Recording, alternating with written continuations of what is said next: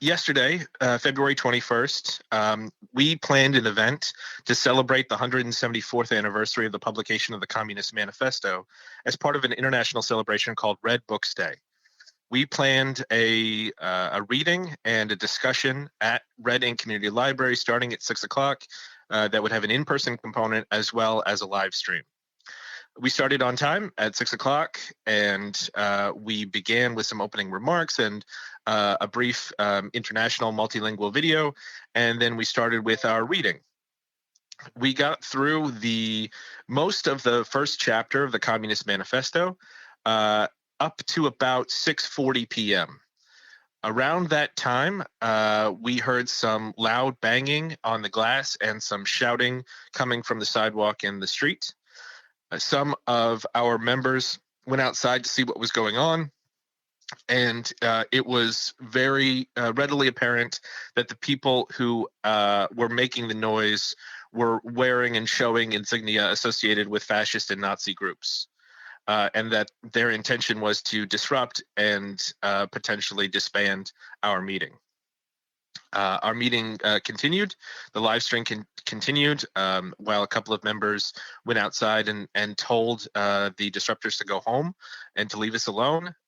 They did not. They continued to get louder and to be more disruptive.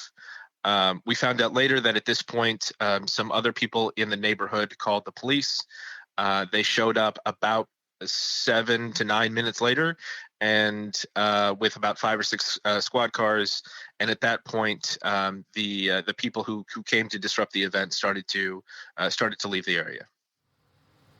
So, I guess if you could sort of summarize just how many people were both at your event, and then the amount of people that showed up that were outside of the library creating the disruption with or without Nazi insignia. How many people were a part of each group, I guess? Right, sure. So inside at the meeting, we had about 6 or 7 people who were participating. And outside, I personally did not go outside and see exactly how many people were out there. Of the people who did, I heard that there were easily 20 to 30, if not as many as 50. As many as 50, wow, okay. What sort of response? I read on Twitter that your group didn't seek the assistance of Providence police, but that the police department did respond. Did you have any kind of interaction with them, and is it accurate to say that you didn't call the police to assist in this matter? Yes, none of the people who were in attendance called the police and asked for their assistance. But they did show up, though. They did show up, and they checked in with us when they got there to make sure that no one had been hurt. And then after after the other people who showed up cleared the area, they came back in to let us know what was going on.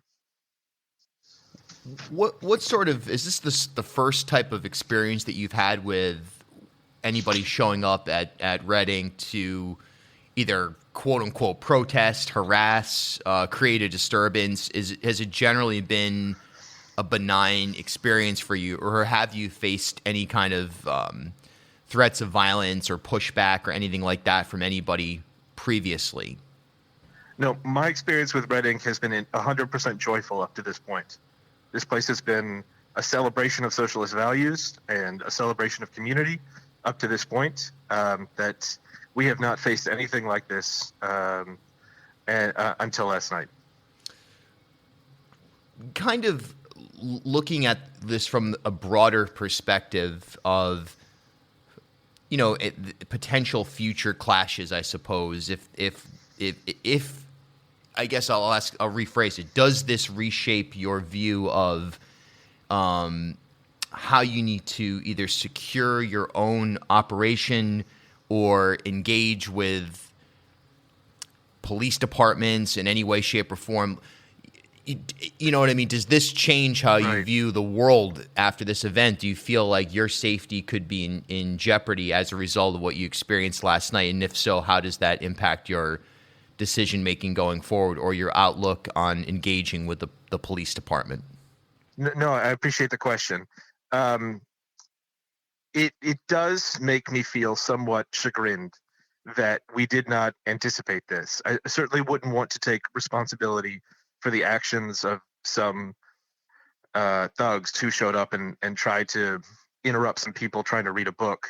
But it does occur to me that there's more that we can do in the future in order to ensure the safety of the people who attend events at Red Ink, and more that we can do to ensure the peace on Camp Street and in the Mount Hope neighborhood. So those are some things that we're going to be discussing as a group, and making sure we put in place some of those kind of structures and guardrails for future events. My last question, we've got requests on our end out to some of the offices, elected or appointed or public safety offices here in the state and the city, for a response to this. Have you, which we have not gotten anything back on yet, albeit we're recording this at 8:50 in the morning the day after, so, giving it a bit more time before saying that anybody's ignoring it on our end. But have you heard from anybody, elected officials or anybody else in a position of influence, that has kind of inquired at minimum, or even come to your defense and basically said, hey, we got to make this event something that the public is more aware of, so as to showcase the actual clash itself? Yes. Well, first I had a personal visit from Helen Baskerville-Dukes, the director of the Mount Hope Community Center, who came in and expressed her support, which I was very, very grateful for.